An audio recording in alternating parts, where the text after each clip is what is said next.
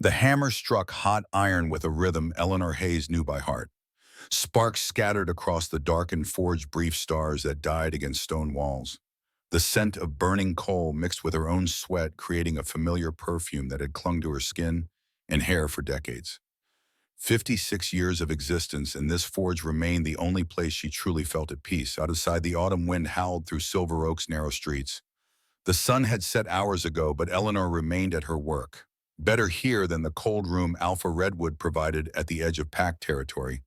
Better the company of fire and metal than the pitying stares of wolves who saw her as broken. She plunged the horseshoe into water. Steam hissed, angry and violent. "Still here, Omega." Thomas, the blacksmith's apprentice, poked his head through the doorway. His expression held no malice, only curiosity. Humans didn't understand the shame that came with being a wolf who couldn't quite measure up. "Finishing Master Gerard's order," Eleanor replied, setting the cooled shoe aside. Her hands were steady despite the exhaustion pulling at her bones. "You should get home before the moon rises fully." Thomas glanced at the darkening sky visible through the high windows. "You're not worried?" "It's a new moon," Eleanor said without emotion. "They say rogues get bold when there's no light to hunt by." She almost laughed. Rogues weren't the danger. Not to her. William Redwood had made certain everyone knew Eleanor Hayes was pack property, even if she spent her days among humans. Even if her wolf was so weak she barely registered on another shifter's senses. "I'll be fine," she said. Thomas left with a wave. The forge fell silent except for the crackling fire. Eleanor worked for another hour, losing herself in the song only she could hear. The metal sang when she touched it, a vibration that traveled from her palms to her chest. It had been that way since childhood, a secret she kept buried deep because difference meant danger in Alpha Redwood's territory. The last piece cooled. She banked the forge fire and gathered her threadbare cloak. The walk back to Packlands took half an hour through forests that bordered the neutral territory. Eleanor kept her head down and her steps quick. The unearthly howl stopped her cold. It came from deep within the forbidden woods, the stretch of wilderness that belonged to no pack. A place where shifters went to or to hide. The sound tore through the night again, raw with agony, and something in Eleanor's chest twisted painfully. She should keep walking, return to her small room and pretend she heard nothing. Her feet turned toward the forest. The underbrush grabbed at her cloak and scratched her exposed hands. Eleanor pushed deeper, following a pull she didn't understand. The howls had stopped, but now she heard something worse. Labored breathing. The wet sound of blood hitting earth. Moonlight filtered through bare branches, illuminating a scene from nightmares. A massive black wolf lay collapsed against an ancient oak. Silver chains wrapped around his body, pinning him to the trunk. The metal gleamed with runes that hurt to look at directly. Symbols that spoke of old magic and older hatred. Where the chains touched furs, how the flesh burned. Smoke rose from wounds that should have healed instantly on any shifter. The wolf's eyes opened. Blue, not amber or gold, like most of their kind, but pure ice blue that caught the faint light and reflected it back. Those eyes fixed on Eleanor with an intelligence that made her breath catch. He was dying. She should run, should call for Alpha Redwood, should do anything except move closer to a strange wolf bound by magic she didn't understand. Eleanor knelt beside him. "Easy," she whispered, though she didn't know if he could understand in this form. "I'm going to help." The wolf made a sound between a growl and a whimper. Warning or permission, she couldn't tell. Her hands hovered over the chains. Heat radiated from the silver, making her fingers tingle. But beneath that heat, she felt something else. A resonance. The same singing sensation she experienced with every piece of metal in her forge. The chains were calling to her. Eleanor closed her eyes and let instinct guide her. She pressed her palms against the silver, ignoring the burn. The song grew louder, clearer. She could feel the structure of the metal, the way it had been forged and twisted and imbued with power meant to hold and hurt. But metal answered to her will in ways she'd never understood. She thought of breaking a freedom of chains that served no purpose but cruelty. The silver cracked. The wolf's breathing changed, becoming steadier. Encouraged, Eleanor focused harder. The singing in her mind became almost deafening, a chorus demanding release. She gave it everything she had. The chains shattered. "Who are you?" The deep voice startled Eleanor. She stumbled back, eyes wide. Where the wolf had been now stood a man, Tall, broad-shouldered, with dark hair streaked with silver at the temples. His face was all hard angles, prominent cheekbones, and a strong jaw darkened by stubble. Those ice-blue eyes studied her with the same intensity they had in wolf form. He was completely naked. Heat flooded Eleanor's face as she quickly averted her gaze, but not before noticing the scars that marked his muscular chest. Three parallel lines that spoke of old battles. "Who are you?" he asked again, his voice rough from disuse or pain. Before she could answer, a twig snapped in the darkness. They both froze. "We need to move," an elderly voice commanded. "Now."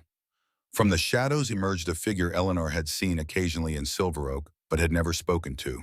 An old man with a silver beard that reached his chest, wearing simple clothes that belied the power she sensed radiating from him. Abel Greywood, the hermit who lived deep in the neutral territory. "Abel," the naked man acknowledged with a nod, "your timing is impeccable." "And yours is terrible, Matthew," Abel replied tersely. "Redwood scouts patrol these woods. We need to get you both to safety." Eleanor found her voice at last. "I'm not going anywhere with strangers." The older man's eyes softened as he regarded her. "You just freed an alpha from silver chains with your bare hands, Eleanor Hayes. I believe introductions are long overdue." She startled at the use of her name. "How do you know who I am?" "I know many things," Abel said cryptically, "including that those who imprisoned Matthew will return when they realize the chains have been broken." He gestured toward the forest depths. "My home isn't far. You'll both be safe there." Eleanor hesitated. Her instincts urged caution, but something deeper pulled her toward these strangers. The naked man Matthew watched her with an expression she couldn't decipher. "Why should I trust you?" she asked. "Because right now, neither of us has a better option," Matthew said, wincing as he took a step forward. His wound still smoked faintly where the silver had burned him. A howl split the night closer this time, different from Matthew's pain-filled cry. This was a hunting call. "Choose quickly," Abel said. Eleanor made her decision. "Lead the way." Abel's home was not what Eleanor expected. From the outside, it appeared to be a simple hut nestled between ancient trees. Inside it opened into a spacious dwelling filled with books, strange artifacts, and an array of metalworking tools that made her forge look primitive by comparison. "Sit," Abel instructed Matthew, pointing to a chair near the hearth. To Eleanor, he handed a bowl of salve. "For his burns. Silver poisoning needs immediate treatment." While Abel busied himself gathering supplies, Eleanor approached Matthew, who now wore loose trousers Abel had provided. His chest remained bare, revealing the full extent of his injuries. The burn marks formed intricate patterns where the chains had pressed against his skin. "This will sting," she warned, scooping some of the salve onto her fingers. "I've endured worse," Matthew replied, his blue eyes never leaving her face. As her fingers made contact with his skin, something extraordinary happened. A jolt of energy passed between them like static, but warmer, more persistent. Their eyes met in shared surprise. "What was that?" Eleanor whispered. Abel paused in his work, watching them with knowing eyes. "The mate bond rarely manifests at our age," he said. "But when it does, it's undeniable." "Mate bond," Eleanor echoed, pulling her hand back, as if burned. "That's impossible." Matthew's expression hardened. "I've had one political mating in my lifetime. I have no interest in another." "This isn't political," Abel said, setting down a stack of books. "This is fate recognizing compatibility of souls, regardless of age or circumstance." Eleanor shook her head. "I'm an Omega, barely a wolf at all according to most, and I'm 56 years old. Mate bonds don't happen to women like me." A small smile played at the corners of Matthew's mouth. "And they don't happen twice to men like me. Yet here we are." Abel cleared his throat.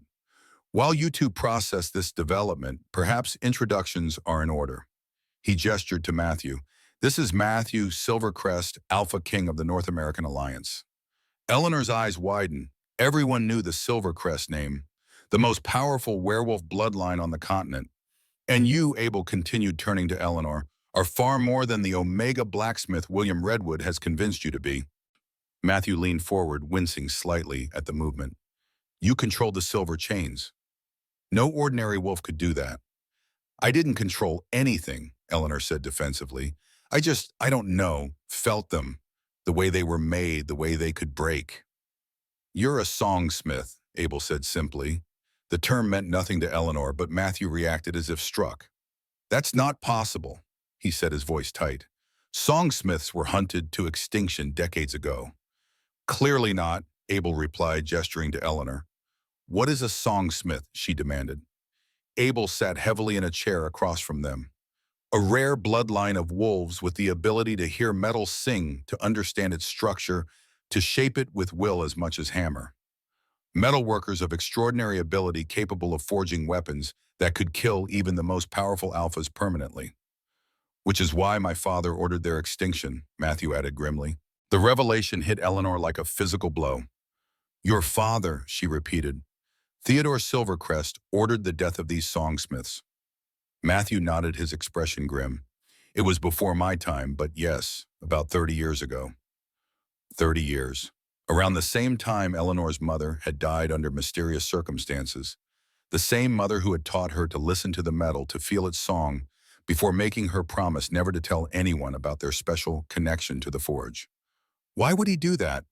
Eleanor asked, her voice barely audible. "Fear," Abel answered. "Songsmiths were the only wolves who could create weapons capable of killing alphas permanently. No healing, no second chances. Theodore couldn't stand the thought of such power existing beyond his control." Matthew's jaw tightened. "My father had many flaws, his paranoia chief among them." Eleanor stood abruptly, putting distance between herself and Matthew. "So I should just accept that I'm magically bound to the son of the man who likely ordered my mother's death." "The mate bond doesn't care about the sins of our fathers," Abel said softly, "and Matthew is not Theodore." "You don't know what happened to my mother," Eleanor argued. "No," Abel agreed, "but I know what happened to many songsmiths. I helped some escape. Not enough." A knock at the door silenced them all. Abel raised a finger to his lips, then moved silently to a small window. After peering out, his posture relaxed. "It's Lucas," he informed them, opening the door. The man who entered was younger than Matthew, but clearly a warrior. His alert eyes scanned the room, widening when they fell on Matthew. "My king," he breathed, "you're alive." "No thanks to Damien," Matthew replied bitterly. Lucas dropped to one knee briefly before rising. "Damien has declared you dead. He's mobilizing support among the packs, claiming interim leadership of the Alliance." "How long have I been missing?" Matthew asked. 3 days, Lucas replied. "They wrapped you in those chains after the ambush. Everyone believed no wolf could survive that long." "And my sister," Lucas's expression darkened. "Cassandra is being held at the castle. Damien is pushing for a blood bond ritual in 2 days' time. Says it will stabilize the Alliance in your absence." Matthew surged to his feet, then swayed dangerously. Eleanor moved to his side, instinctively supporting his weight. "You're still weak from silver poisoning," she chided. "My sister needs me," he growled. "Your sister needs you alive," Eleanor countered. "The silver is still in your system." Lucas glanced between them, noting their proximity with raised eyebrows. "Who is this Eleanor Hayes?" Abel answered. "A songsmith who freed your king from Damien's trap." Lucas's hand moved to the hilt of his sword. "Songsmiths are extinct." "Evidently not," Matthew said, "and she's under my protection." The younger man relaxed slightly, but his suspicious gaze remained fixed on Eleanor. "There's more," Lucas said after a moment. "Your grandson, Lucas." Matthew went rigid beside Eleanor. "What about him?" "Damien has him too. The boy is being kept separate from Cassandra. I believe Damien intends to use him in the ritual, rather than your sister." Eleanor felt Matthew's despair through the strange new connection between them. The mate bond carried emotions she had no context for, yet understood perfectly. "Lucas is 10 years old," Matthew said, his voice hollow. "He's just a child. A child of royal blood," Lucas pointed out grimly, "perfect for a blood bond ritual." "What exactly is this ritual?" Eleanor asked. Abel was the one who answered. "An ancient dark magic. It requires royal blood given with consent or taken from the young before they can refuse. If completed, it transfers a portion of the royal bloodline's power to the recipient, making Damien nearly unkillable," Matthew added. Eleanor processed this information. "Why would Damien betray you? I thought a beta's loyalty to their alpha was absolute." A bitter laugh escaped Matthew. "Damien and I grew up together. His mother was my father's mistress. We were raised as brothers, but when my father chose me as his successor, something broke in Damien. He never forgave either of us." "Politics," Abel said with distaste. "Always politics." Lucas cleared his throat. We have allies gathering, my king, warriors loyal to you, but we need time to organize a proper assault on the castle. Time we don't have, Matthew said. The ritual is in 2 days. Eleanor's mind raced. The forge song hummed faintly in her ears, an idea taking shape. I might be able to help, she said slowly. If I truly am what you call a songsmith, maybe I can forge weapons that would give us an advantage. Matthew turned to her, hope flickering in his eyes. You would do that for strangers. For a child, Eleanor corrected. No child deserves to be used as a sacrifice. Abel nodded approvingly. I have a forge here, smaller than what you're used to perhaps, but well equipped. You have a forge hidden in your home? Eleanor asked, surprised. The old man's eyes twinkled. I have many secrets, Eleanor Hayes, some of which might interest a songsmith like yourself. Lucas looked skeptical. We're putting our faith in untested magic in an Omega who didn't even know what she was until tonight.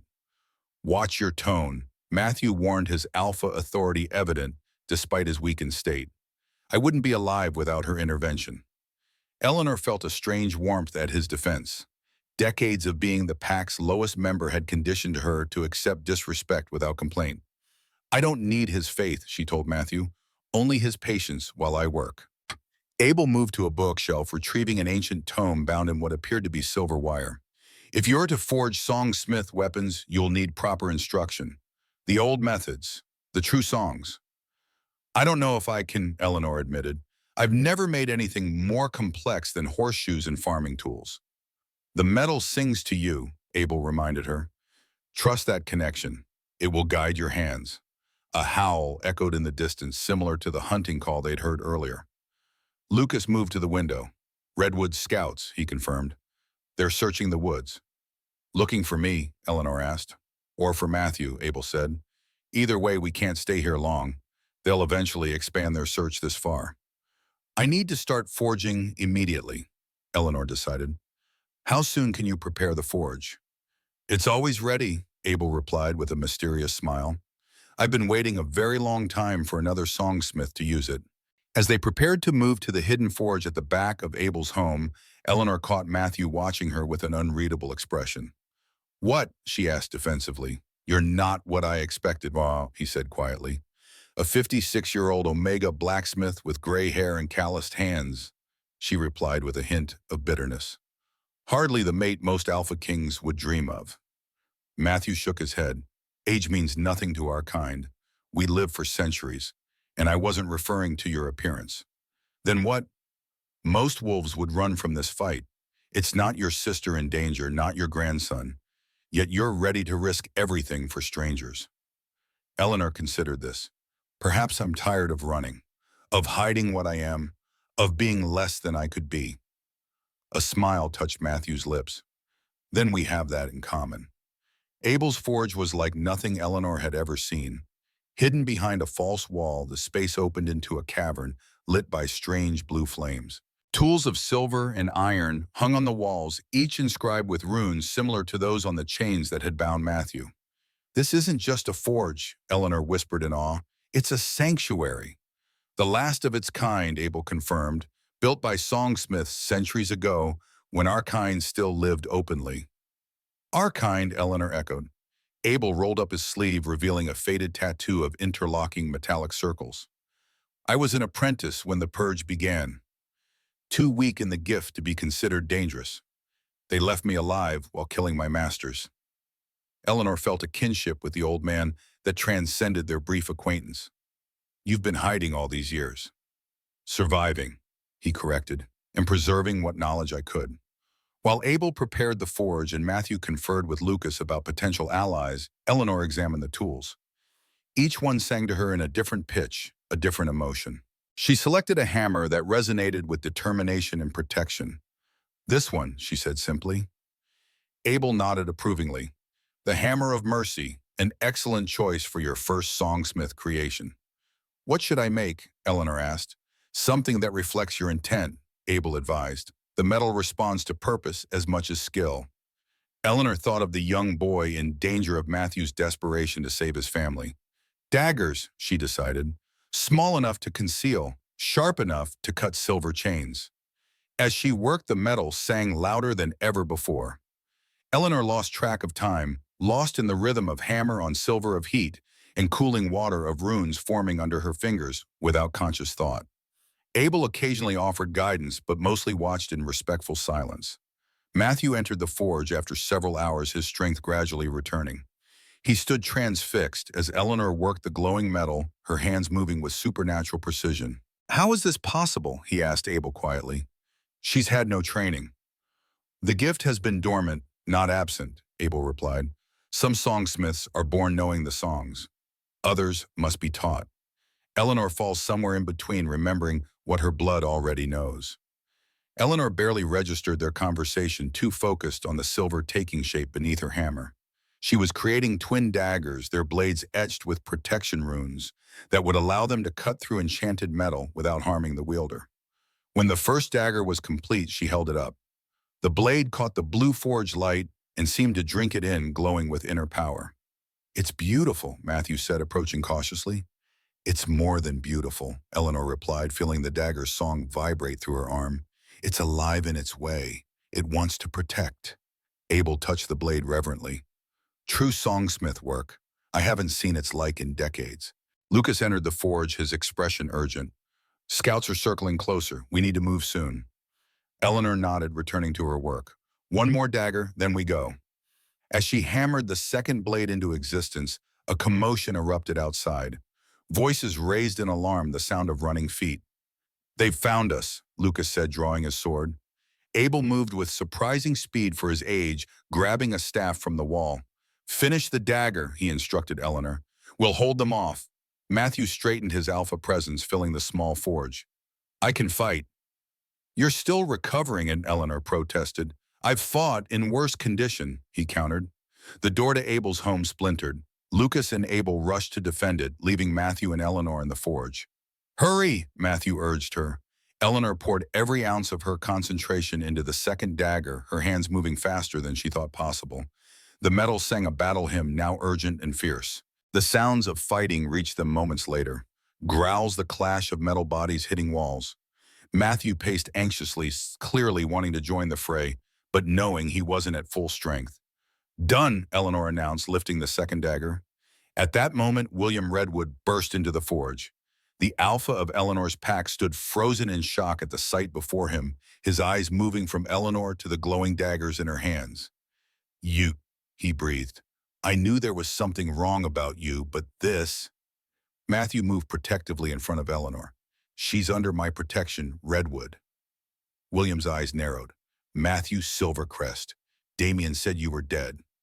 "Damien lied," Matthew replied coldly, "as he's been lying to everyone." "Step aside," William commanded.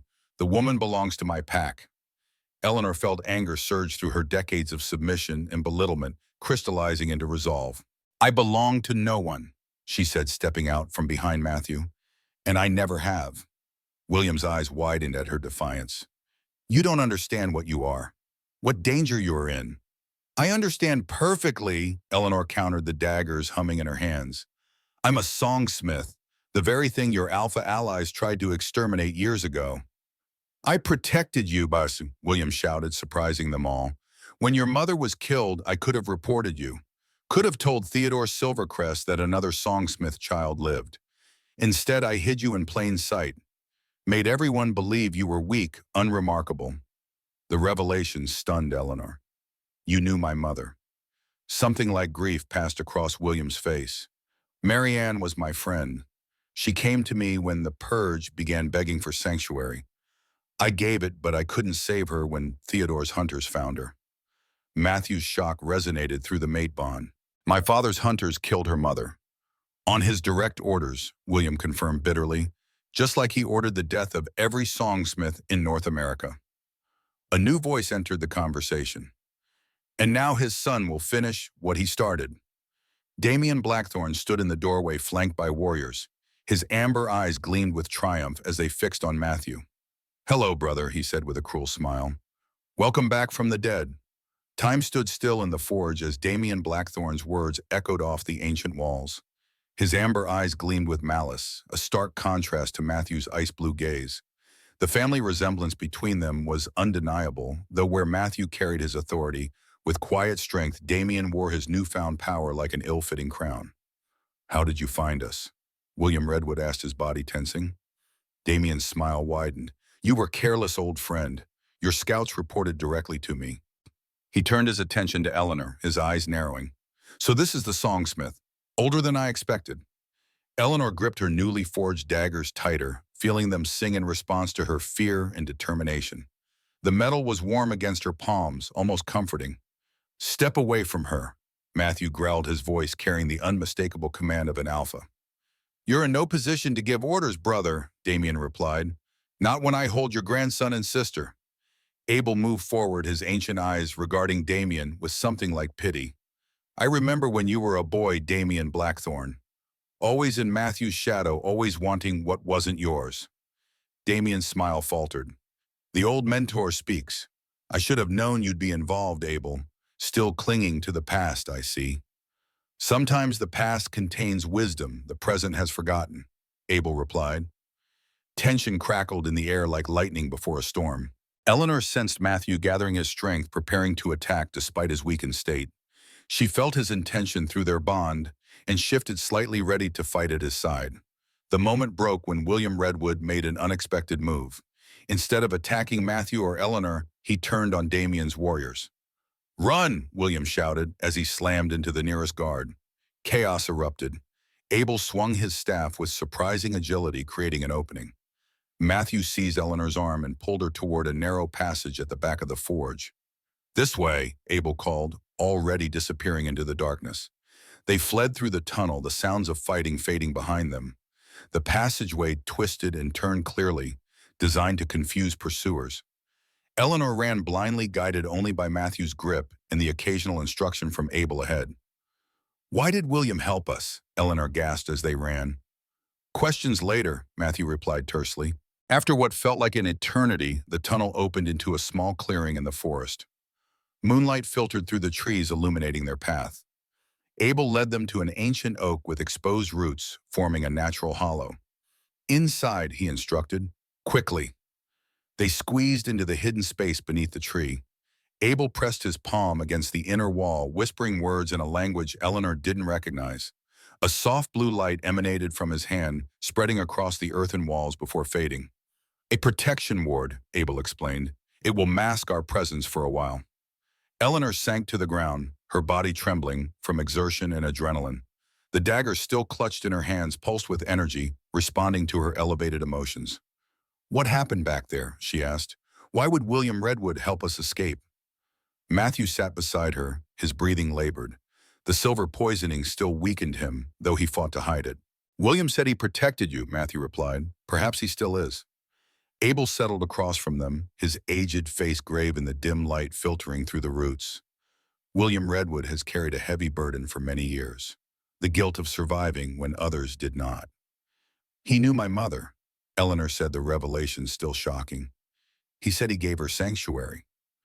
"Many pack alphas were forced to make impossible choices during the purge," Abel said. "Theodore Silvercrest demanded absolute loyalty. Those who refused were eliminated along with the Songsmiths." Matthew's jaw tightened. "My father's legacy grows more shameful with each revelation." "You are not your father," Eleanor said quietly. Their eyes met in the darkness, the mate bond humming between them. Matthew's hand found hers, their fingers intertwining naturally. "We need a plan," he said after a moment. "Lucas is out there, possibly captured. My sister and grandson remain in Damien's control, and the blood bond ritual is scheduled for tomorrow night." "Your beta Lucas Reed had warriors gathering," Eleanor remembered. "Not enough to assault the castle directly," Matthew replied. "Damien will have fortified defenses, especially now that he knows I'm alive." Abel stroked his silver beard thoughtfully. "Perhaps a direct assault isn't necessary." "What do you mean?" Eleanor asked.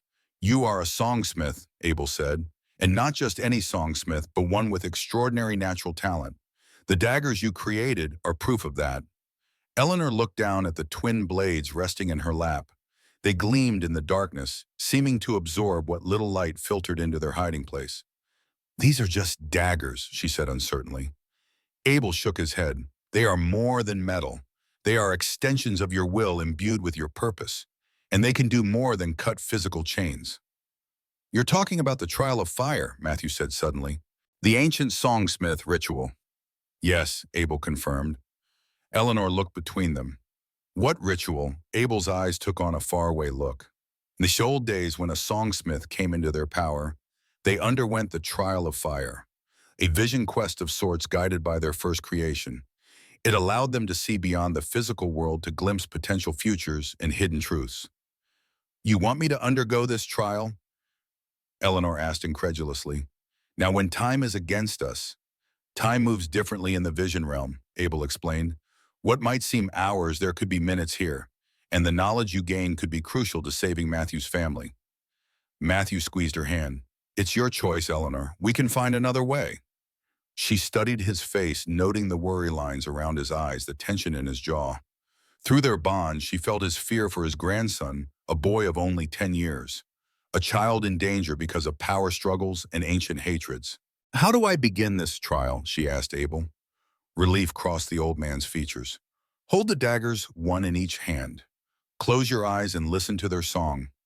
Let it guide you into the fire. Eleanor positioned herself more comfortably, crossing her legs and placing the daggers across her palms. Their metal sang louder now, an insistent melody that called to something deep within her. What should I look for in these visions? She asked. The path forward, Abel replied. The truth behind Damien's betrayal. The weakness in his plans. Eleanor closed her eyes. The daggers grew warmer in her hands, their song rising in volume and complexity. She focused on the melody, letting it fill her consciousness until nothing else existed.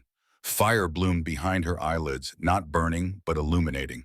She felt herself falling or perhaps rising into the flames. The vision took shape around her. Eleanor stood in Matthew's castle, but it was different, darker. Shadows clung to the corners and crept along the walls like living things. In the great hall, Damien sat upon a throne of twisted silver, a crown of thorns upon his head. At his feet knelt a boy no more than 10 with Matthew's ice-blue eyes. Lucas, Eleanor whispered, though no sound emerged from her lips. The boy looked up as if he had heard her. His small face was streaked with tears, but determination shone in his eyes. I won't help you, the child said to Damien. My grandfather will come for me. Damien laughed, the sound echoing unnaturally through the hall. Your grandfather is dead, boy, and soon you will give me what I need willingly. Never, Lucas declared. Damien's smile turned cruel. Bring in his aunt. Guards dragged in a woman Eleanor recognized from Matthew's memories as Cassandra Silvercrest. Unlike her nephew, Cassandra showed no fear, only cold hatred, as she glared at Damien. Still playing at being King Damien, she taunted. My brother will tear you apart for this. Your brother is dead, Damien repeated, and you, my dear, have a choice to make. Either you participate in the blood bond willingly, or I use the boy instead. Either way, I get what I want. The vision shifted, blurring and reforming. Eleanor now saw Damien as a young man standing in the shadow of Theodore Silvercrest. The resemblance between them was striking, though Theodore's eyes held none of the warmth Matthew's did. You are not my son, Theodore said coldly. You are the result of weakness, nothing more. Young Damien's face contorted with pain. I have served you loyally. I am stronger than Matthew, more dedicated to the pack. Matthew is my heir, Theodore replied dismissively. You are merely an instrument to be used when necessary. The scene changed again. Damien, older now, meeting in secret with a beautiful woman. He doesn't value you, the woman said, her hand caressing Damien's face. He never will, Damien. Not like I do. Alara, Damien whispered reverently. What would you have me do? Take what should be yours, she replied. Matthew doesn't deserve the throne. He doesn't deserve me. We were forced together for politics, but my heart has always belonged to you. Eleanor recognized the woman from Matthew's memories. Alara Winters, his former mate from the political marriage. The pieces began falling into place. The vision blurred once more, showing a series of rapid images. Damien plotting with Alara. The ambush that had left Matthew bound in silver chains. A hidden chamber beneath the castle where dark rituals were prepared. Then, most terrifying of all, Eleanor saw a possible future. Damien, his eyes glowing with unnatural power, standing over Matthew's broken body. Lucas and Cassandra dead at his feet. Abel impaled on a silver spear. and herself bound in chains, much like those that had imprisoned Matthew, being forced to forge weapons of destruction. No, Eleanor gasped, fighting to break free from the vision. One final scene appeared. An ancient book, its pages yellowed with age, open to a diagram of the blood bond ritual. Eleanor's vision zoomed in, revealing a crucial detail. The ritual required royal blood freely given or taken from the innocent, but it also required something else. The required royal blood had to be spilled by a weapon forged with love, not hatred. The vision released her abruptly. Eleanor gasped, her eyes flying open as she returned to the present. Matthew and Abel were staring at her with concern. She had no idea how much time had passed. "What did you see?" Matthew asked urgently. Eleanor's hands trembled as she lowered the daggers. "Everything. I saw everything." She described her visions, watching Matthew's face grow darker with each revelation. The truth about Alara and Damien's betrayal hit him particularly hard. "I knew our marriage was political," he said bitterly, "but I never suspected she harbored such hatred." "Hatred born of feeling trapped," Eleanor said, remembering the emotions she had sensed in the vision. "Much like Damien's hatred for your father." "And this ritual?" Abel asked. "You saw its weakness." Eleanor nodded. "The weapon used to draw the royal blood must be forged with love, not hatred or ambition. Damien doesn't know this. He plans to use a silver dagger created by a songsmith he hired and then killed. A weapon forged in betrayal and death," Abel mused. "It will corrupt the ritual." "Which might be worse than if it succeeded," Matthew pointed out. "Failed dark magic often has catastrophic consequences." "We need to get into the castle," Eleanor said decisively. "Stop the ritual before it begins." "Impossible," Matthew replied. "Damien will have doubled the guards after discovering I'm alive." Eleanor lifted the twin daggers. "These can cut more than physical chains, remember? They were forged with protection in mind, protection for your family." "You want to use them to break through the castle defenses?" Matthew asked skeptically. "No," Eleanor said, a plan forming in her mind. "I want to use them to see what can't be seen. The castle has secret passages, doesn't it? Escape routes known only to the royal family?" Matthew's eyes widened. "Yes, of course. Tunnels built centuries ago when the first Silvercrest claimed the territory." Abel nodded approvingly. "The daggers can guide you, show you the hidden paths, but it will require blood magic to activate such power."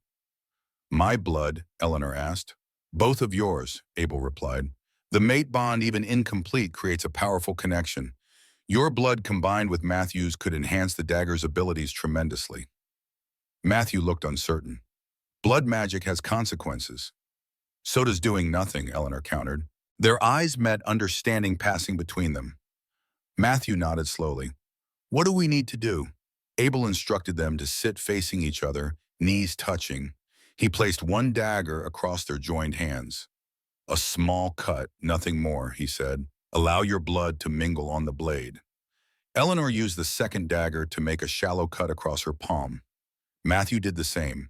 They pressed their bleeding hands together over the first dagger, allowing their mingled blood to coat the silver. The effect was immediate. The dagger began to glow with blue light, the same color as the forge fire. The second dagger, still in Eleanor's hand, responded similarly. "Now focus," Abel instructed. "Think of the castle, the secret passages, the path to Lucas and Cassandra." They concentrated together, their bonds strengthening the connection. In Eleanor's mind, a map began to form. Tunnels snaking beneath the forest floor, connecting Abel's territory to the castle grounds. Hidden entrances and forgotten chambers. "I can see it," she whispered. "The way in." "As can I," Matthew confirmed. Abel smiled. "The bond grows stronger. This is good." When they separated their hands, the cuts had already begun to heal faster than normal, even for werewolves. The daggers retained a faint glow, pulsing gently like heartbeats. "These will guide us now," Eleanor said, feeling the connection to the weapons grow stronger. "We should rest before attempting the journey," Abel advised. "The tunnels are treacherous, and we'll need our strength for what awaits at the castle." Matthew reluctantly agreed, though Eleanor felt his impatience through their bond. They arranged themselves as comfortably as possible in the small space, Matthew and Eleanor side by side, Abel keeping watch. "Why did you choose to help me?" Matthew asked softly as they settled down. "You could have walked away once we reached Abel's home. This isn't your fight." Eleanor considered the question. Perhaps it became my fight the moment I chose to free you from those chains. That doesn't explain why you made that choice in the first place, he pressed. She was silent for a moment, organizing her thoughts. All my life I've been told I'm weak, an omega barely worth acknowledging. I accepted that role because it was safer than standing out.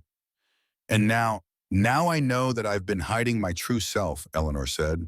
Those chains around you were a physical manifestation of what I've done to myself.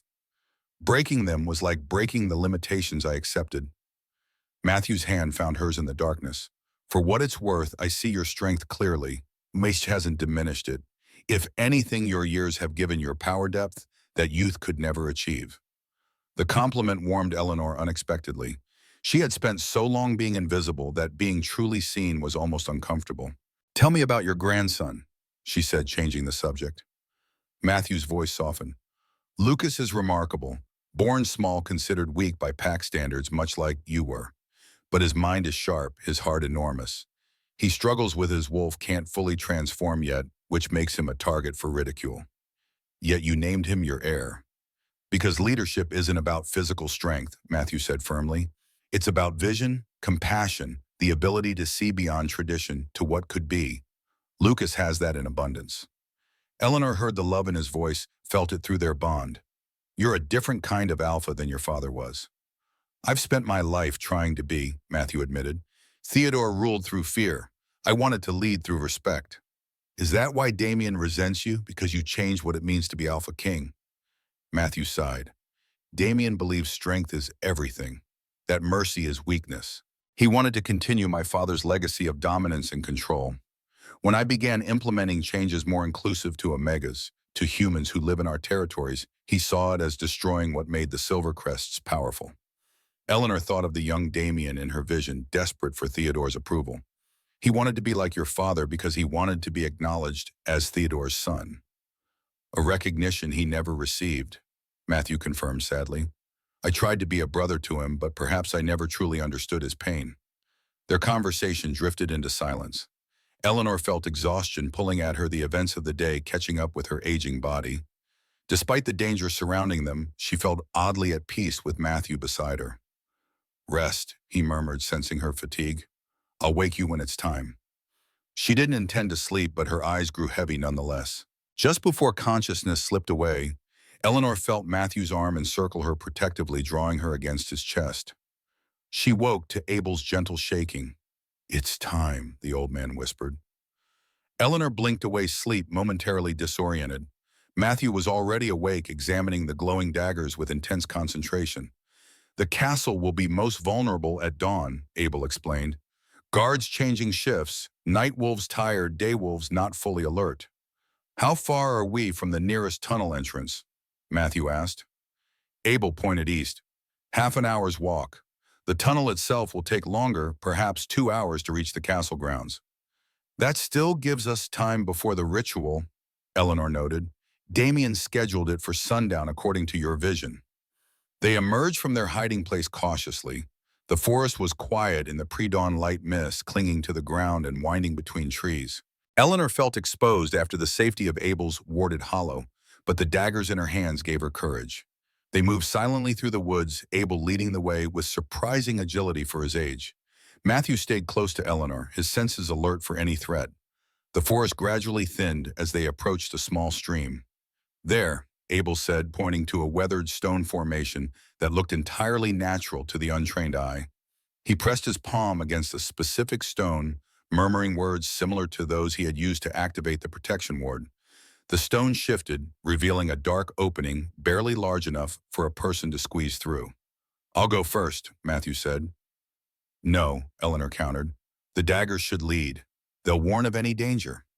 Matthew clearly wanted to argue but recognized the logic of her suggestion. Stay close to me, he said instead. Eleanor nodded and ducked into the opening, the glowing daggers illuminating the narrow passage. Matthew followed immediately after her, with Abel bringing up the rear. The tunnel was ancient, its walls reinforced with roots and stones worn smooth by time. In places they had to crouch or crawl to continue forward. The air grew cooler the deeper they went, carrying the scent of damp earth and something older, more primal. These passages predate the Silvercrest reign. Abel explained softly as they walked. They were created by the original werewolf packs that settled this territory long before humans built their cities nearby. How do you know so much about our history? Matthew asked. Abel's smile was visible in the blue glow of the daggers. I am older than I look, Alpha King, and I have made it my life's work to preserve what others would forget. They continued in silence after that, conserving energy for the journey. The daggers guided them unerringly, glowing brighter at junctions to indicate the correct path.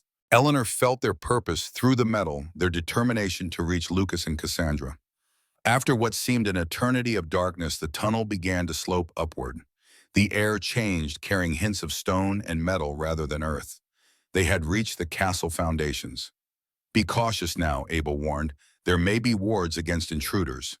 As if summoned by his warning, the tunnel ahead began to shimmer with an eerie red light. Eleanor felt the daggers grow warmer in her hands, responding to the threat. Protection magic, Matthew said grimly, keyed to royal blood. Can you pass through it? Eleanor asked. Yes, but you and Abel cannot. Eleanor lifted the daggers. Perhaps we can. These were forged to break chains to protect your family. They carry your blood now as well as mine. Matthew looked uncertain. If it fails, the wards could injure you severely. We have no choice, Eleanor replied. Lucas needs all of us. Taking a deep breath, she stepped forward, holding the daggers before her like a shield. The red barrier flared brighter as she approached, pulsing with warning. The daggers responded, their blue glow intensifying until it nearly overwhelmed the red. Eleanor felt resistance as she reached the barrier, like pushing against a strong current. The daggers grew hot in her hands, almost painfully so, but she maintained her grip. Slowly, steadily, she pressed forward. The barrier wavered, then parted like curtains being drawn aside. Eleanor stepped through immediately, turning to ensure Matthew and Abel could follow. The opening remained, allowing them passage. Remarkable, Matthew breathed. The tunnel continued upward, eventually ending at what appeared to be a solid wall. Matthew approached this time, pressing his palm against the stone in a pattern only he knew. The wall slid aside silently, revealing a small chamber. My father's private study, Matthew whispered, or rather, the secret room behind it. They entered cautiously. The chamber was dusty and clearly unused for years, filled with ancient texts and artifacts Eleanor didn't recognize. A narrow door on the far wall presumably led to the study proper. Matthew pressed his ear against this door, listening intently. Empty, he reported after a moment. They slipped into the study, a grand room lined with bookshelves and dominated by a massive desk. Windows revealed the castle grounds outside, the sun now fully risen above the horizon. Where would Damien keep Lucas and Cassandra? Eleanor asked. Matthew's expression darkened. For the ritual, he'd want somewhere symbolic. The Great Hall, perhaps, or the ancestral chamber. Abel shook his head. The ritual requires specific preparations. A sacred circle, runic inscriptions. He would need privacy for that. Eleanor held up the daggers. These will lead us. As before, she concentrated on their purpose, on finding Lucas and Cassandra. The dagger's glow shifted, one pointing upward, the other down. They're separated, she realized. One above, one below. The north tower for Lucas, Matthew guessed, and the ritual chamber would be in the old dungeons. We should split up, Abel suggested. Matthew, you go after your grandson. Your scent will comfort him. Eleanor and I will find Cassandra and disrupt the ritual preparations. Matthew clearly disliked the idea of separating. It's too dangerous. More dangerous to leave either of them unrescued, Eleanor countered. The daggers will protect us. After a moment's hesitation, Matthew nodded. Be careful, he said, his eyes fixed on Eleanor. The mate bond will let me know if you're in danger. The same goes for you, she replied. Matthew surprised her by leaning forward and pressing his lips to hers, a brief but intense kiss that sent warmth flowing through the bond. For luck, he murmured. Then he was gone, slipping out of the study and into the castle proper. Abel raised an eyebrow. The bond grows stronger. Eleanor touched her lips, still feeling Matthew's kiss. Not now, Abel. The old man smiled knowingly, but said nothing more as they made their way toward the door. Eleanor clutched the dagger, pointing downward, letting it guide their path. The castle was surprisingly quiet as they navigated its corridors. Occasionally, they ducked into alcoves or empty rooms to avoid passing guards, but their progress remained steady. The dagger led them to a narrow staircase winding down into darkness. The old dungeons, Abel confirmed, used in Theodore's time for interrogations and worse. They descended cautiously, the temperature dropping with each step. Eleanor sensed the growing malevolence in the air, a darkness that had nothing to do with the lack of light. Something evil had happened in these depths, leaving a stain on the very stones. The staircase ended in a long corridor lined with cell doors. Most stood open, revealing empty chambers long abandoned. At the far end, however, a faint light spilled from beneath a heavy wooden door. Eleanor and Abel approached silently, the dagger now pulsing urgently in her hand. Voices became audible as they neared the door. "The circle is nearly complete," a male voice said. "Damien, we need only the final inscriptions and the sacrifice." "And the boy, and my mommy," a female voice asked. "Will you use him or me?" "That depends on you, Cassandra," Damien replied. "Your cooperation would make things simpler. The child will fight, making the ritual messier than necessary." Eleanor felt a surge of anger. She had expected to find Cassandra imprisoned, not conspiring with Damien.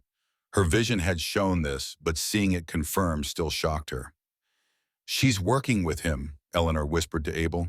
The old man nodded grimly. Family betrayal is an old story in the Silvercrest line, and they needed to see more before deciding how to proceed. Eleanor noticed a small grate in the wall near floor level, likely an air shaft for the underground chamber. She knelt and peered through. The room beyond was large and circular, its walls carved with ancient symbols. In the center, Damien and Cassandra stood within a partially completed ritual circle, drawn in what appeared to be blood. Silver braziers burned with a blue fire around the perimeter, casting eerie shadows. "I want guarantees, Damien," Cassandra was saying. "When this is done, Lucas remains unharmed. He may be Matthew's heir, but he's still my nephew." "The boy will be safe," Damien assured her. "Once I have the power of the blood bond, I won't need to harm him. He can be raised to serve the new order." Cassandra didn't look entirely convinced. "And my position? As we agreed, you'll be my Luna, second only to me in the Alliance. The Silvercrest bloodline continues through you, just not through Matthew's direct line." Eleanor pulled back from the grate, her mind racing. "Cassandra's betrayal isn't complete," she whispered to Abel. "She's trying to protect Lucas in her own way." "A dangerous game," Abel replied. "If the ritual succeeds, Damien will have no reason to keep his promises." They needed a plan. Eleanor studied the dagger in her hand, feeling its purpose shift subtly. No longer was it merely guiding them to Cassandra, now it seemed eager for confrontation. "We need a diversion," she decided. "Something to disrupt the ritual preparations without putting Cassandra or ourselves in immediate danger." Abel nodded toward the ceiling of the corridor. "Water pipes, the castle's old, but Theodore installed modern conveniences. If we could rupture one—" Eleanor understood immediately. She lifted the dagger, focusing her will on the pipes Abel had indicated. The Songsmith connection flowed through her into the metal above. She could feel the structure of the pipes, the pressure of water within them, the weak points in their construction. With a precise mental push, she created a hairline fracture in a joint directly above the ritual chamber's door. Water began to seep through, then spray, then gush as the crack widened under pressure. The effect was immediate. Shouting erupted from within the chamber as water poured through the ceiling. The heavy door flew open as Damien stormed out, looking for the source of the disaster. Eleanor and Abel pressed themselves into a shadowy alcove as Damien passed, cursing violently. The moment he was out of sight, they slipped into the ritual chamber. Cassandra stood alone in the center, soaked and confused, the blood circle around her washing away in the deluge. She spun toward them as they entered, her hands raising defensively. "Who are you?" she demanded, eyes narrowing as she took in Abel. "Wait, I know you. You're the old mentor my father banished." "Hello, Cassandra," Abel greeted her calmly. "It's been many years." Her gaze shifted to Eleanor, noting the glowing dagger. "A songsmith? Impossible." "Apparently not," Eleanor replied. "Your brother is alive, Cassandra. He's here in the castle rescuing Lucas as we speak." Shock registered on the younger woman's face. "Matthew is alive, but Damien said—" "Damien lied," Eleanor cut her off. "Just as he's lying about protecting Lucas after the ritual." Doubt flickered across Cassandra's features. "You don't understand. I'm doing this to protect our bloodline. Matthew's changes were weakening us. The other packs were beginning to question our strength. And you believe Damien will restore that strength?" Abel asked gently. The same Damien who betrayed his alpha, who would use a child in a blood ritual, Cassandra faltered. Eleanor sensed the conflict within her, the genuine belief that she was doing what was necessary, warring with doubt about Damien's true intentions. The ritual will fail, Eleanor told her bluntly. The weapon Damien plans to use was forged with hatred and betrayal. The blood bond requires a blade created with love and protection. How could you know this? Cassandra challenged. Eleanor held up the dagger. Because I've seen it. These daggers showed me the truth of the ritual, the consequences of failure. If Damien proceeds, everyone in this castle will die, including Lucas. Uncertainty clouded Cassandra's eyes. I never wanted Lucas harmed. I only wanted to matter, Eleanor finished for her. To be more than just Matthew's sister. I understand that feeling better than you know. A crash echoed from the corridor, followed by angry shouts. Damien was returning, and he wasn't alone. Choose now, Cassandra, Abel urged. Your brother or Damien? Your nephew's life or Damien's ambition? Cassandra took a deep breath, decision crystallizing in her eyes. Follow me, she said. There's another way out. We need to reach Matthew and Lucas before Damien realizes what's happening. She led them to a concealed door behind one of the braziers, pushing it open to reveal another narrow staircase. As they slipped through, Damien's voice echoed behind them, filled with rage as he discovered the ruined ritual site. He'll know I've betrayed him, Cassandra said as they climbed. There's no going back now. There never was, Bia replied. Only forward toward redemption or ruin. The staircase wound upward through the castle walls, eventually emerging in a corridor Eleanor didn't recognize. Cassandra oriented herself quickly. The North Tower is this way, she said. If Matthew went for Lucas, that's where we'll find them. They moved as quickly as stealth allowed, the dagger in Eleanor's hand growing warmer as they approached their destination. Through the mate bond, she sensed Matthew's presence growing stronger, along with his anxiety. Something's wrong, she murmured. Matthew's worried. They rounded a corner and found themselves facing a terrible scene. Matthew stood with his back to a wall. Young Lucas clutched protectively behind him. Facing them were William Redwood and 4 of his warriors blocking their escape. William, Eleanor called out, stepping forward. What are you doing? The Alpha turned, surprise registering on his face. Eleanor, you shouldn't be here. Neither should you, she replied. Why are you preventing Matthew from leaving with his grandson? William's expression hardened. Damien promised protection for my pack if I help secure the boy. The Silvercrests have ruled too long. It's time for change. And you believe Damien will honor that promise? Eleanor asked incredulously. The same Damien who betrayed his own Alpha, his own brother. Uncertainty flickered in William's eyes. I'm protecting my pack, just as I protected you all these years. By making me believe I was worthless, Eleanor challenged, anger rising. By hiding what I truly am. I kept you alive, William roared, when Theodore's hunters would have killed you like they killed your mother. Lucas peeked out from behind Matthew, his young face frightened but determined. Grandfather, he whispered, the lady has glowing knives. Matthew's eyes met Eleanor's across the corridor, relief flowing through their bond. She does, he confirmed to his grandson. And she's here to help us. William looked from Eleanor to the daggers in her hands, conflict evident on his face. I can't let you pass, Eleanor. Too much is at stake. Everything is at stake, she countered, including the life of an innocent child. The moment stretched, tension building in the narrow space. Then William made his decision. Stand down, he ordered his warriors, stepping aside. Let them pass. Alpha, one of the warriors questioned uncertainly. I said stand down, William repeated firmly. I've spent too many years living with one betrayal. I won't add another. Relief washed through Eleanor. Matthew immediately moved forward. Lucas held tightly against his side. Cassandra rushed to embrace her nephew. You came back, Lucas said to his aunt, confusion in his young eyes. I never should have left, Cassandra replied, tears streaming down her face. Can you forgive me? The boy studied her for a moment with wisdom beyond his years. Grandfather says mistakes only define us if we refuse to fix them. A smile broke through Cassandra's tears. Your grandfather is a wise man. Their reunion was cut short by the sound of running feet and angry shouts echoing up the stairwell. Damien had discovered their escape and was in pursuit. We need to move, Matthew urged. Is there another way out of the tower? William nodded. Follow me. The Alpha led them up rather than down, climbing spiral stairs to the tower's peak. Eleanor's aging legs protested the exertion, but she pushed through the discomfort. At the top, a small room opened onto a balcony overlooking the castle grounds. "There's no exit here," Cassandra protested. William pointed to a narrow ledge circling the tower. "That leads to the east wing. From there you can reach the stables." Matthew assessed the precarious path. "Lucas can make it. I'll carry him." The boy clung to his grandfather, face pale but determined. "I'm not scared." "Of course not," Matthew assured him. "You're a Silvercrest." Eleanor felt movement through the mate bond before she heard the door behind them crash open. Damien stood in the doorway, his amber eyes glowing with rage, flanked by warriors loyal to him. "Going somewhere, brother?" he snarled. Time seemed to crystallize in that moment on the tower. Damien stood framed in the doorway, his amber eyes burning with the intensity of betrayal and ambition. Behind him, his loyal warriors filled the stairwell, weapons drawn and ready. The late morning sun cast harsh shadows across his face, highlighting the features he shared with Matthew but twisting them into something darker.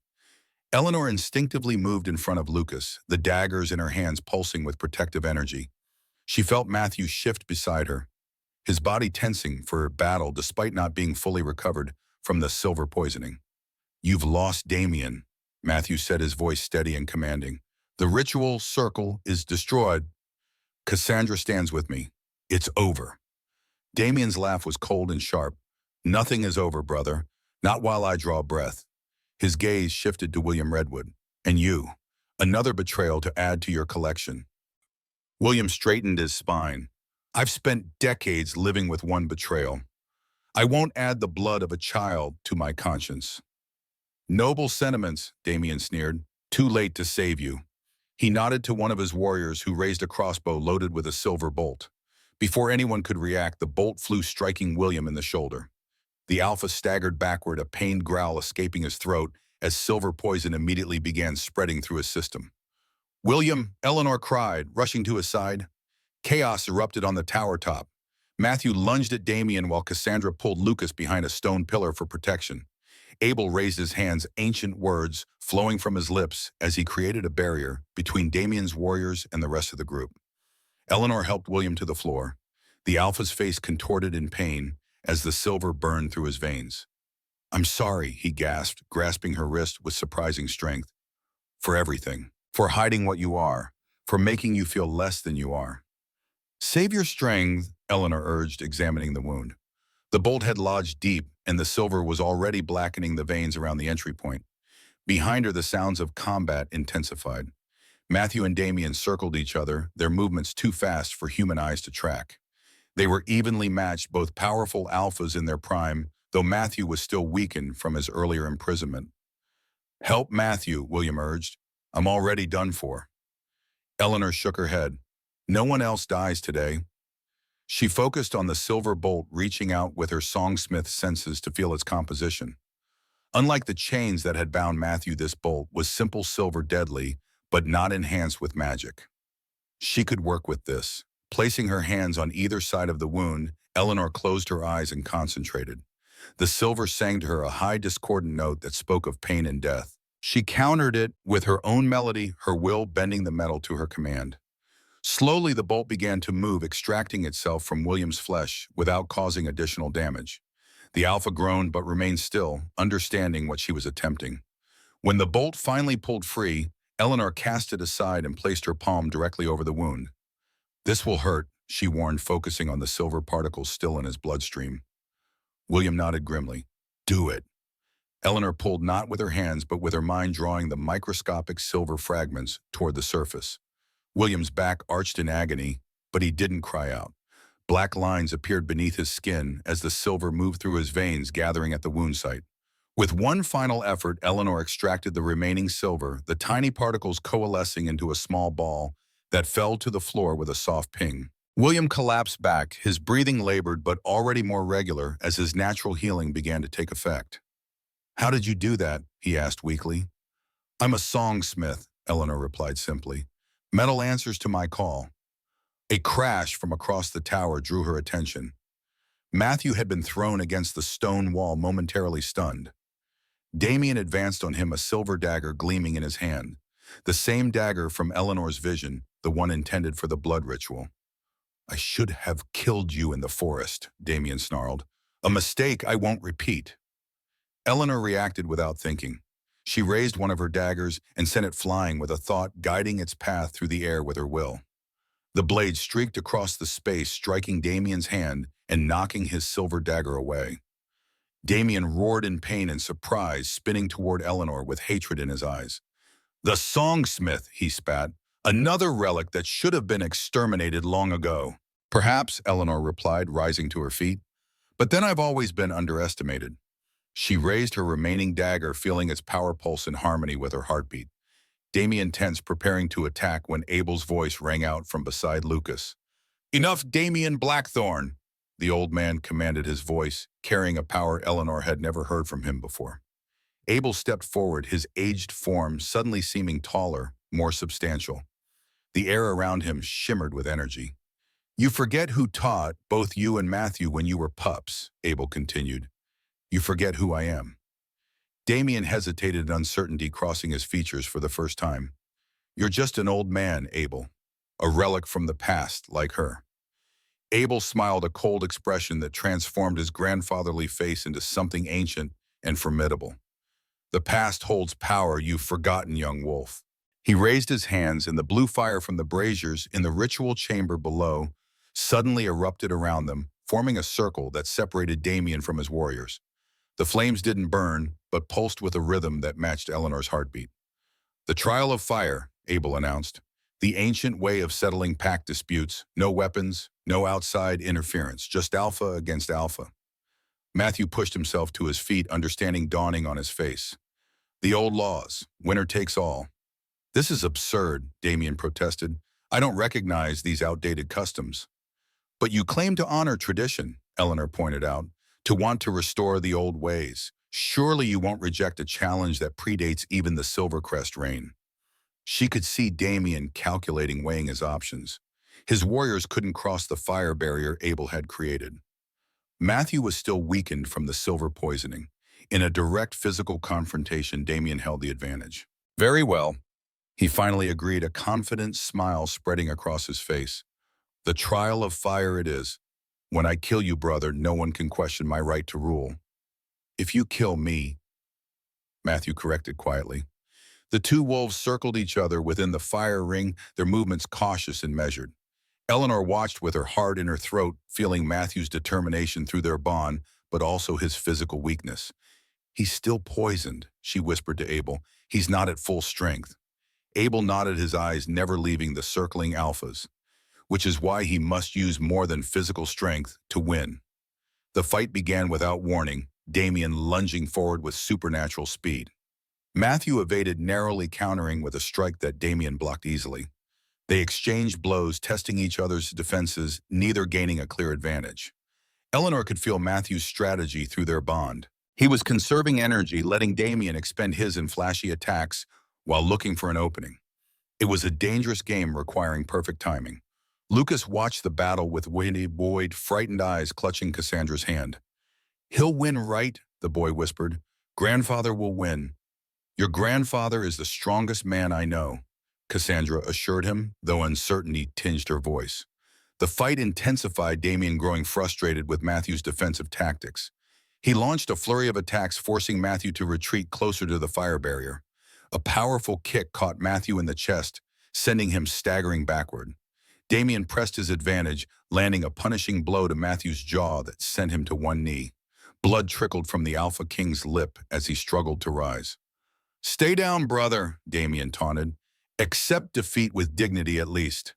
Matthew spat blood onto the stone floor. You always did talk too much, Damien. With unexpected speed, he surged upward, catching Damien under the chin with his shoulder and sending the younger wolf stumbling backward. Matthew followed through, landing several quick strikes before Damien could recover his balance. But the effort cost him. Eleanor felt Matthew's strength flagging through their bond, his movements becoming slightly slower, his breathing more labored. The silver poisoning was taking its toll. Damien sensed the weakness and smiled, a predator scenting blood. You're dying on your feet, he observed. The silver is still in your system, isn't it? It's killing you slowly. Matthew didn't respond, conserving his energy for the fight. Damien began circling again, toying with his prey now. "I want you to know something before you die," Damien said conversationally. "Alara never loved you, not for a single day. She was mine from the beginning, even before your political marriage." Pain flashed across Matthew's face, not physical, but emotional. Eleanor felt it through their bond, a deep wound reopened. "That's right," Damien continued, pressing his psychological advantage. "Every night you spent with her, every intimate moment, she was thinking of me, imagining it was me touching her, not you." Matthew's concentration wavered, and Damien struck like lightning, a devastating combination that left Matthew reeling. Blood flowed freely from a cut above his eye, partially blinding him. Eleanor couldn't bear to watch passively any longer. She reached for her remaining dagger, but Abel caught her wrist. "You cannot interfere," he warned. "The trial must proceed without outside influence." "He's going to die," Eleanor whispered desperately. Abel's eyes held ancient wisdom, then strengthened him another way. Eleanor understood immediately. The mate bond. Though incomplete, it still connected them, allowing emotions and energy to flow between them. She closed her eyes, focusing on their bond, on the golden thread that linked her soul to Matthew's. She poured everything into that connection: strength, courage, determination. Her belief in him, her admiration for his compassion and leadership. Most significantly, she offered him her love, not the mate bond's automatic connection, but her genuine feelings that had grown in their short time together. Matthew staggered again under another of Damien's blows, then suddenly straightened as Eleanor's emotions and energy flowed into him. His eyes sought hers across the tower top, ice blue, meeting green in a moment of perfect understanding. "Thank you," he mouthed silently. When Damien attacked again, Matthew was ready. He moved with renewed purpose, his technique shifting from purely defensive to a calculated offensive. Rather than matching Damien's raw power, he used the younger wolf's momentum against him, redirecting attacks and conserving his own energy. "What's happening?" Lucas whispered, sensing the change in the battle's tone. "Your grandfather is fighting smart, not hard," Cassandra explained, hope entering her voice. Damien grew increasingly frustrated as his attacks failed to land with their previous effectiveness. His movements became more aggressive but less controlled, leaving openings that Matthew expertly exploited. "Fight me properly," Damien demanded after Matthew evaded yet another powerful but predictable attack. "I am fighting," Matthew replied calmly. "I'm just not fighting like our father taught us." The mention of Theodore Silvercrest triggered Damien's rage. With a roar, he launched himself at Matthew, abandoning technique for pure aggression. It was exactly what Matthew had been waiting for. Sidestepping the charge, Matthew caught Damien's extended arm and used the momentum to slam him into the stone floor. Before Damien could recover, Matthew was on him, pinning him with a knee across the throat. "Yield," Matthew demanded. Damien struggled, his face contorting with hatred. "Never." Matthew increased the pressure, slightly cutting off Damien's air. "Yield, and you live. Continue, and this ends now." For a moment, it seemed Damien would choose death over surrender. Then, with resentment burning in his eyes, he tapped the stone floor twice, the traditional signal of submission in the trial of fire. Matthew released him immediately, stepping back, but remaining vigilant. "It's over, Damien. By the old laws, by the trial of fire, the challenge is settled. The pack is mine." Abel lowered the fire barrier, allowing Cassandra and Lucas to rush to Matthew's side. The boy threw himself into his grandfather's arms while Cassandra supported Matthew's wounded frame. Damien's warriors looked uncertain, their loyalty now in question following their leader's defeat. Abel addressed them directly. "The trial has concluded according to ancient law," the old man proclaimed. "Matthew Silvercrest remains Alpha King of the Northern Alliance. Those who accept this judgment may stay. Those who cannot must leave these territories immediately." One by one, the warriors lowered their weapons, some kneeling in renewed allegiance to Matthew. Only two remained standing, their expressions defiant. "Go," Matthew told them, his voice carrying the authority of his position. "Find packs that share your values. There is no place for you here any longer." The dissidents departed without another word, disappearing down the tower stairs. Damien remained on his knees, defeat written in every line of his body. "What about him?" William asked, having recovered enough to sit up, though his wounds still bled sluggishly. Matthew regarded his half-brother with a mixture of sadness and resolution. "Traditional punishment for challenging the Alpha is death." Damien raised his chin, preparing to meet his fate with what dignity he could muster. But Matthew continued, our traditions have failed us in many ways. Perhaps it's time for a different approach. Eleanor moved to Matthew's side, their shoulders touching lightly. What are you thinking? Matthew turned to her, their bond carrying his troubled thoughts. Death would be simple, but it solves nothing. The hatred, the division he created would continue. Then find a punishment that addresses the true crime, Eleanor suggested. Matthew considered this, then nodded. He turned back to Damien. Your crime wasn't challenging me. It was betrayal of pact bonds, of family, of trust. You used your position to harm those you swore to protect. Damien said nothing, his amber eyes burning with suppressed rage. Therefore your punishment is to live without what you abused, Matthew declared. Eleanor. She understood immediately what he was asking. Stepping forward, Eleanor approached Damien, the Songsmith dagger gleaming in her hand. This will hurt, she warned him, echoing the words she had spoken to William earlier. But unlike you, I take no pleasure in causing pain. Before Damien could react, she pressed the dagger against his chest directly over his heart, not piercing the skin, but making contact. She closed her eyes, reaching with her Songsmith senses into Damien's very being. Every werewolf carried their wolf as part of their soul, their essence. It was what made them shifters, what gave them their strength and abilities. Eleanor followed the metal trace elements in Damien's blood, using them as a conduit to reach that essential part of him. Damien screamed as she worked his back, arching in agony. The process wasn't physical, but spiritual, a separation of what had always been united. When Eleanor finally stepped back, Damien collapsed to the floor, panting. What did you do to me? He gasped, genuine fear in his eyes for the first time. I took what you valued most, Eleanor replied quietly. You're wolf. You are human now, Damien Blackthorn. You will live a human lifespan with human limitations. You will remember what it was to be more, but never experience it again.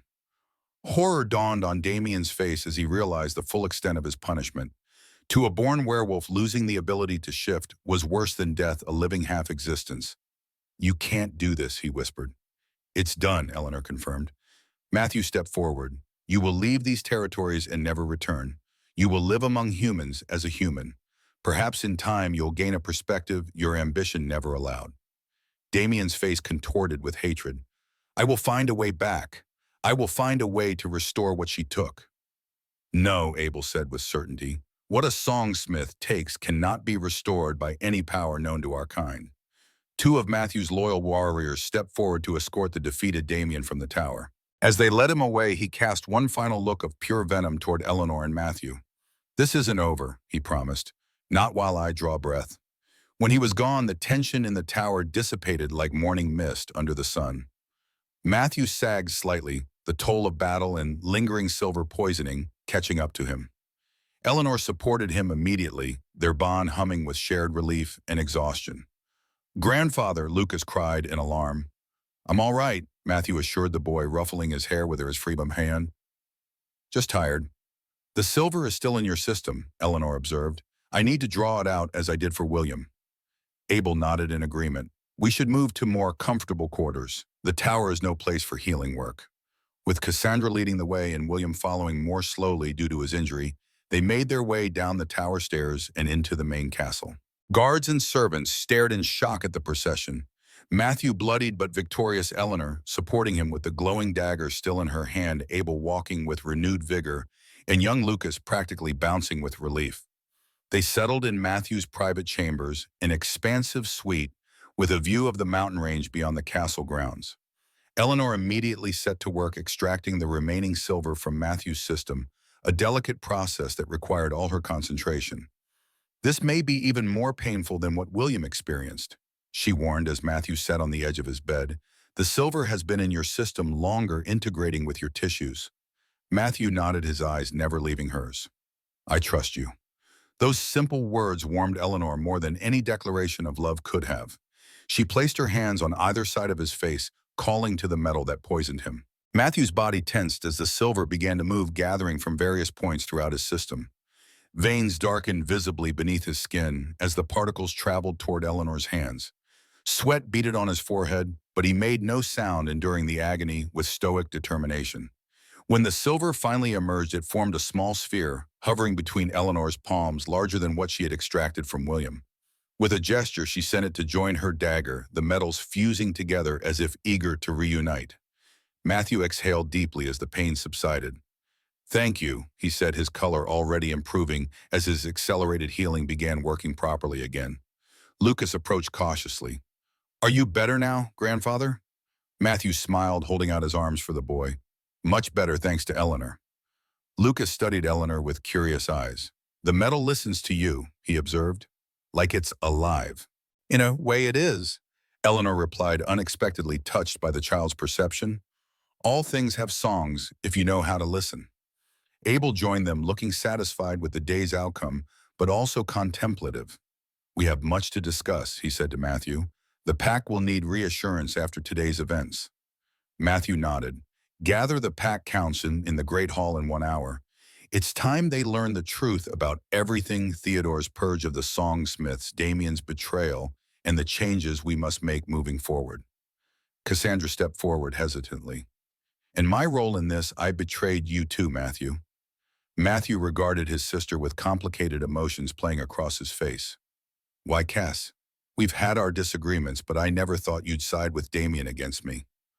Cassandra looked away, shame evident in her posture. "I believed you were weakening the pack with your reforms. Elevating Omegas, creating alliances with humans. Father would have never approved." "Father was wrong about many things," Matthew replied quietly. "I see that now," Cassandra admitted. "Watching you fight today, not with brute strength, but with intelligence and restraint. Seeing how loyal people are to you, not out of fear, but respect. I was blind, brother, blinded by old prejudices and Damien's manipulations." Matthew was silent for a long moment. "Your betrayal hurt deeply, Cass, but you chose to help us in the end. That counts for something." "What will you do with me?" she asked, her voice small. Matthew looked to Eleanor, seeking her input through their bond. She sensed his conflict, the hurt warring with his natural inclination toward forgiveness. "Second chances are precious things," Eleanor said. "Not everyone deserves them, but sometimes the truest strength is in offering them anyway." Matthew smiled, slightly appreciating her wisdom. "You will remain part of this family, Cassandra, but trust is earned. It will take time to rebuild what was broken today." Relief washed over Cassandra's face. "Thank you, brother. I won't disappoint you again." William Redwood, who had been silent since their arrival in the chambers, finally spoke up. "And what of me, Alpha King? I too played a role in today's events." Matthew considered the older Alpha. "You made the right choice in the end, William. That matters." "I have much to atone for," William said, his eyes meeting Eleanor's. "Decades of lies, of making you believe you were less than you are." Eleanor felt the weight of their shared history, the years she had spent feeling broken and insufficient. "Why did you do it? Truly, was it just to protect me from Theodore's hunters?" William sighed heavily. "At first, yes. Your mother, Mary Ann, was my friend, my packmate. When she came to me, desperate and pregnant, I couldn't turn her away. After she was killed, I knew I had to hide what you were. The safest way was to convince everyone, including you, that you were just an unremarkable Omega. But even after Theodore died," Eleanor pressed, "for years afterward you maintained the deception." "By then the lie had become comfortable," William admitted, "and selfishly I wanted to keep you in my pack. If you had discovered your true nature, you would have left, found others like yourself." "There were no others," Abel pointed out. "The Songsmiths were all but extinct." "I didn't know that," William replied. "I only knew I had promised Mary Ann to keep her daughter safe. In my limited understanding, that meant keeping Eleanor hidden, unremarkable, overlooked." Eleanor absorbed this, decades of feelings difficult to reconcile in a single conversation. "I spent my life believing I was worthless," she said finally. "That takes more than words to heal." William nodded in understanding. "I don't expect forgiveness, Eleanor. Only the chance to make amends in whatever way I can." Matthew addressed the Redwood Alpha formally. "Return to your territory, William. Care for your pack. When the Alliance Council meets next month, we will discuss new terms for all territories, including greater protections for Omegas and those with special abilities." William bowed his head in acknowledgement. "Thank you, Alpha King." As the day progressed, the castle settled into a new rhythm. News of Matthew's victory and Damien's punishment spread quickly. Pack members, who had hidden their loyalty during Damien's brief coup, emerged pledging themselves anew to their rightful alpha. By evening, Eleanor found herself standing on a balcony overlooking the castle grounds, watching the sunset paint the mountains in shades of gold and purple. The events of the past few days seemed almost dreamlike in their intensity. "Penny for your thoughts," Matthew said, joining her at the railing. Eleanor smiled. "They're worth at least $1 inflation being what it is." Matthew laughed, the sound warming her heart. He looked better already, his body's accelerated healing having repaired most of the damage from the fight. He stood closer than necessary, their shoulders touching lightly. "The council meeting went well," he informed her. "Better than expected, actually. Many were relieved to see Damien gone. His faction was smaller than we realized. In the revelation about the Songsmiths about me. Surprise, certainly. Some fear." Matthew shrugged. "Change is never easy, especially for our kind. We live so long that we become set in our ways." Eleanor nodded understanding. "And Lucas? How is he processing everything?" Matthew's expression softened. "Children adapt more easily than adults. He's already pestering Abel with questions about Songsmiths and whether he might have inherited any abilities." "Has he?" "Abel thinks it's possible.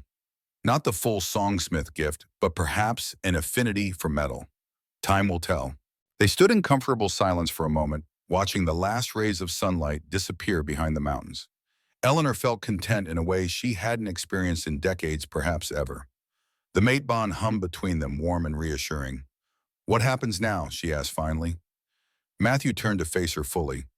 "That depends largely on you, Eleanor Hayes." "On me. The mate bond remains incomplete," he reminded her. "I would never presume to force its completion. It must be your choice freely made." Eleanor studied his face in the fading light. This powerful alpha, this king waiting on her decision with respect and patience. Through their bond, she felt his affection, his admiration, but also his uncertainty. He truly believed she might refuse. "Why would I refuse?" she asked softly. "Because of our age difference, because of our different statuses, because of my family's history," Matthew replied honestly. "My father ordered the purge that killed your mother. The Silvercrest legacy is stained with the blood of your people." Eleanor reached up to touch his face, her palm against his cheek. "You are not your father, Matthew.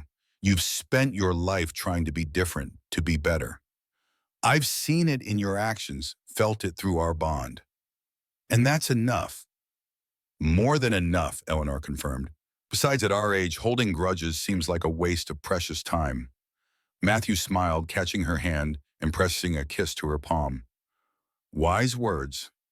"I have my moments," she replied with a smile of her own. "Now, are you going to complete this bond, or do I need to take matters into my own hands?"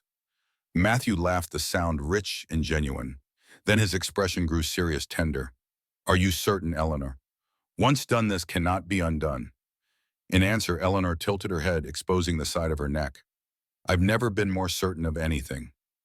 Matthew's eyes darkened with emotion. He leaned forward, his lips finding the sensitive spot where neck met shoulder. Eleanor felt his hesitation, his desire to be gentle warring with the primal need of the mate bond. "Don't hold back," she whispered. "I'm stronger than I look." His teeth sank into her flesh, sharp and claiming. Pain flashed briefly, immediately transformed into something else entirely. The mate bond exploded between them, going from a gentle hum to a roaring symphony. Eleanor gasped as emotions and sensations flooded through her. Matthew's joy, his relief, his absolute certainty that she was his and he was hers. When he pulled back, blood stained his lips. The mark throbbed on her neck, but already she could feel it beginning to heal into a permanent scar, proof of their connection. "Mine," Matthew said, his voice rough with emotion. "Yours," Eleanor agreed, "and you are mine." 6 months passed in what felt like moments. Spring came to the mountains, bringing renewal to more than just the landscape. Under Matthew's leadership, the Northern Alliance began implementing changes that would have been unthinkable in Theodore's time. Omegas were given representation on the Pack Council. Humans living in Alliance territories received greater protections and recognition. Most significantly, Eleanor established the Songsmith Academy, a place where those with metal affinity could learn to develop their gifts without fear. To everyone's surprise, they discovered 5 songsmiths living in hiding throughout the territories. Some, like Eleanor, had suppressed their abilities for decades. Others had developed limited skills in secret, never understanding the full extent of their potential. The oldest was Bernard, a 78-year-old blacksmith who had been masquerading as a simple craftsman for over 50 years. The youngest was a girl of 16 who wept with relief when Eleanor explained she wasn't cursed or crazy for hearing metal sing. Lucas, true to Abel's prediction, showed signs of metal affinity. Not the full Songsmith ability, but enough to make small objects move with concentration. Matthew beamed with pride at his grandson's developing talents, further evidence that the boy would one day make an exceptional Alpha King. Eleanor stood in the academy forge watching as Bernard guided Lucas through a simple exercise, teaching him to feel the metal structure. The boy's face was screwed up in concentration, his small hands hovering over a silver coin. "He's doing well," Matthew observed, entering the forge and wrapping his arms around Eleanor from behind. She leaned back against his chest, smiling. "He has a natural talent and an excellent teacher in Bernard." "And in you," Matthew reminded her. "Don't sell yourself short." Eleanor chuckled. "Old habits die hard, but I'm learning." Their peaceful moment was interrupted by Abel, who entered the forge with an expression of controlled excitement. "I found something," the old man announced without preamble. "In the archives hidden behind a false wall. Theodore tried to destroy all records of the Songsmiths, but he missed this." He held out an ancient leather-bound book, its pages yellowed with age. Eleanor took it carefully, feeling the metal clasps respond to her touch, warming slightly. "A Songsmith grimoire," Abel explained. "One of the original teaching texts thought lost centuries ago." Eleanor opened the book reverently, her eyes widening as she scanned the first page. "This changes everything," she whispered. "The techniques described here, we never imagined such possibilities." Matthew looked over her shoulder, unable to fully appreciate the technical aspects but understanding the significance. "This belongs to you and your students," he said. "Another piece of your heritage reclaimed." Eleanor closed the book, emotion tightening her throat. 6 months ago, she had been alone, believing herself broken and worthless. Now she stood surrounded by family, by purpose, by a legacy reborn. "Are you happy?" Matthew asked softly, sensing her emotional state through their bond. Eleanor turned in his embrace, meeting his ice-blue eyes with absolute certainty. "Happier than I ever thought possible." Outside the forge, Lucas finally succeeded in making the coin roll across the table without touching it. His delighted laugh carried to them a sound of pure joy. "You freed more than yourself when you broke those silver chains," Matthew murmured, pressing his forehead against hers. "You freed all of us from the past." "No more chains," Eleanor agreed. "Only possibilities." As if in response, the metals in the forge began to sing a gentle harmony that only Eleanor could hear. Not a song of restraint and imprisonment, but one of creation and potential. A reminder that even the strongest chains could be broken and that it was never too late to forge something new.